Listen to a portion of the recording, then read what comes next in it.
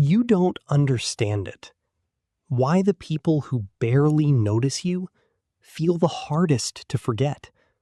Why a delayed reply or a cold tone pulls you in deeper instead of pushing you away. And even when you know they're not good for you, something in you still leans toward them. There's a reason for that, but it's not what you think. It doesn't start as obsession. It starts quietly. You meet someone who feels just slightly out of reach. Not completely distant. Not completely warm. Just enough attention to keep you wondering. And your mind fills in the gaps. You replay small moments. A message. A tone. A maybe. And slowly, something shifts. You stop focusing on who shows up for you and start focusing on who makes you question yourself. You become more alert, more careful, more focused on being enough. And the strange part is, the less they give, the more you feel. This isn't random. Your brain is trying to solve something unfinished, something familiar. What feels like attraction is often recognition, not of the person, but of the emotional pattern they create. Your mind isn't chasing them. It's chasing a feeling it has known before. And it believes, this time, maybe it can finally get it right. That's why letting go feels heavier than it should. Because it doesn't feel like losing a person, it feels like losing a chance. Here's what's really happening. Your brain runs on prediction. It's constantly asking, is this safe? And will it stay? When someone is consistent, your brain relaxes. But when someone is unpredictable, your brain locks in, focused, alert, engaged. This is called intermittent reinforcement.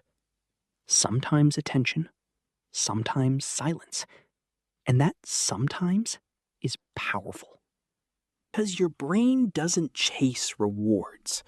It chases the possibility of rewards. Like a slot machine. If it paid every time, you'd get bored. If it never paid, you'd walk away. But if it pays randomly, you keep pulling the lever. That's what's happening here. You're not attached to them. You're attached to the uncertainty. And for some people, this pattern feels even stronger. Because somewhere in the past, attention wasn't always consistent. So your brain learned something subtle. Effort equals worth. So now, when someone feels distant, your system doesn't say, leave. It says, try harder. So how do you break this? Not by forcing yourself to stop feeling, but by seeing the pattern clearly. First, separate feeling from meaning.